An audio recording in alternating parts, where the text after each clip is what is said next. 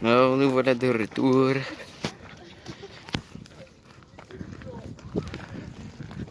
Guettez-moi cette jolie mandarine. Alors monsieur Timmerman, que pensez-vous de cette visite? C'est bien joli, c'est juste dommage qu'il y ait des échafaudages. Mais... Ouais, c'est ça qui gâche tout. Dommage que vous ne pouviez pas utiliser votre drone, ça aurait été joli aussi. Ouais, ça aurait été cool avec le drone. Mais bon, après ça tourne autour, puis ça fait drone. Ouais, ça aurait été cool. On va juste Ok, il va expliquer des trucs. Nous allons monter, rejoindre la prof. Elle va tout nous expliquer. C'est du parcours. C'est du parcours. C'est du parcours, motherfucker. I'm doing du parcours. Oh, on a loupé.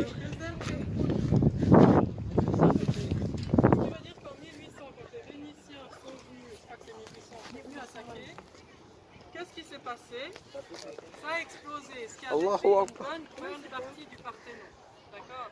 Tout à fait. Alors, il y a une partie de choses qu'on a retrouvées, parce qu'elles avaient, qu'on a retrouvées, qu'on arrive à reconstituer, parce qu'il y a des gens qui l'avaient dessiné, ce Parthénon, avant qu'il explose. Mais de tout ce qui a explosé, bien sûr qu'on n'a pas... Alors, ils sont amusés à reconstruire le Parthénon déjà à l'époque ancienne. Puis ils se sont rendus compte qu'en fait, aucun bloc n'était carré et que la façon dont ça avait été reconstruit, c'était faux. Donc là, ils sont en train un peu de scanner tous les blocs de terre qui existent pour essayer de comprendre où est-ce que chaque bloc de pierre qu'on va trouver doit s'incruster dans la structure.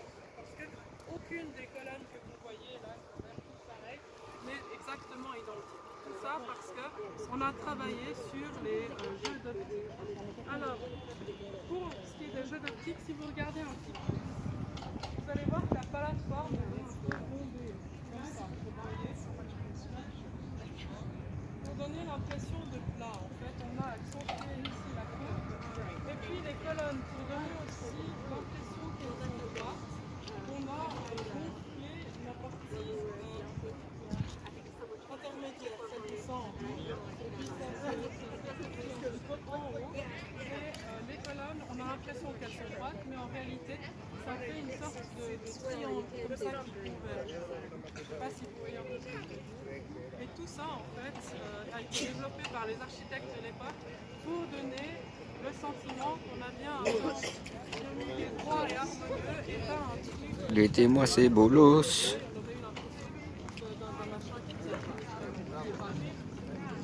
La colonne ici est plus rapprochée de la colonne suivante aussi pour des questions d'optique. Donc c'est extrêmement ingénieux et extrêmement travaillé comme architecture. Et ça va être ensuite un grand modèle d'architecture dans les âges qui vont suivre. Et ceux qui ont déjà vu, qui a vu déjà Percy Jackson? Moi, c'est le film de ma vie. Hein. C'est le film de ta vie, d'accord? Je ne sais pas si ça me fait plaisir. D'accord. On trouve aux États-Unis ceci, qui est une copie. Alors il y a plein d'autres petits exemples qui ressemblent au Parthénon, mais celui-là c'est la copie la plus fidèle qu'on a aux États-Unis d'un Parthénon. Et on le voit normalement dans le Percy Jackson. On voit dans Percy Jackson aussi l'intérieur. L'intérieur dans Percy Jackson ressemble à ça, avec la statue d'Athéna. Ça vous rappelle quelque chose? Alors en réalité, ça c'est la statue qui a été faite pour les besoins du film. En réalité, on pense que la statue qu'on trouvait dans ce temple-là, elle ressemblait plutôt à ce machin-là. Ou à ça, il y a différents modèles. Le dernier modèle, ça c'est une copie romaine, qui est plus ou moins exacte. Ça c'est ce qu'on a pensé après coup, parce qu'on a pensé que cette colonne-là c'était un vrai détail. Après cette colonne-là, elle était juste faite parce que le Romain qui a fait la statue était trop nul pour faire une main qui tienne comme ça tout seul en l'air. C'est hyper difficile. Et probablement que la vraie statue, vu que ça a été fait par Phidias, qui est un des plus grands sculpteurs de l'Antiquité, avait plutôt la main sans colonne. Donc c'était ce qu'on appelait une statue chryséléphantine, ça veut dire tout en or et en ivoire. D'accord? Le visage et les mains, la peau c'est de l'ivoire, et puis le reste est tout doré.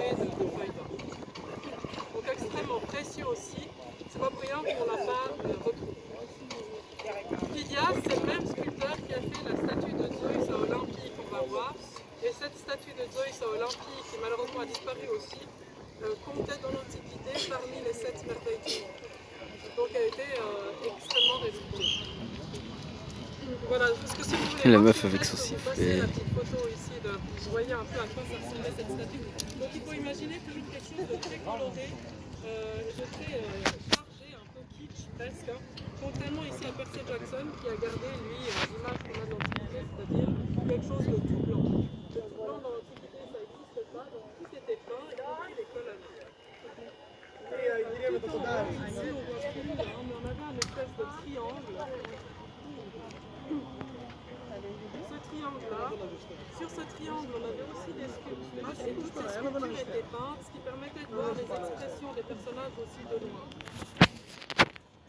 On verra les détails des frontons quand on sera au musée, peut-être qu'à ce moment-là, je vous expliquerai un petit peu. Parce que malheureusement, je pourrais pas tourner. Il faut imaginer qu'entre chacun des 3 petits triglyphes de ces 3 petits machins-là, on avait des sculptures qui racontaient quelque chose sur tout le temps.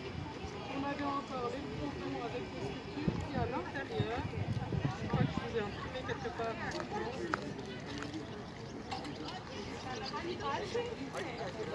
Mais on voit à peu près ici à l'intérieur, si vous regardez le plan, on avait ici encore la frise des Panathénées, à l'intérieur, derrière la première rangée des colonnes. La déesse, elle se trouvait ici, au centre, donc on avait une cour d'entrée, si on veut, qu'on appelle un pronaos. Ensuite, le temple, le naos avec la statue. Derrière, en 4, on avait la salle avec les trésors. Et puis, en 5, on avait ce qu'ils appellent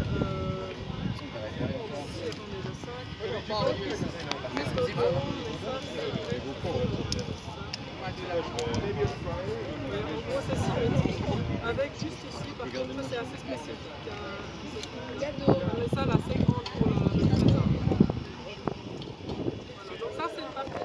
Et puis ce que je vous propose, c'est qu'on aille voir encore ici un bâtiment qui est ce qu'on appelle l'Erecteion.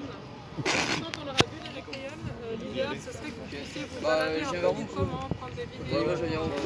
L'Erectérium. C'est bizarre, on a bien. C'est un peu malsain comme nom, l'Erectérium. Bah non, parce que erectus, ça veut dire celui qui se dresse.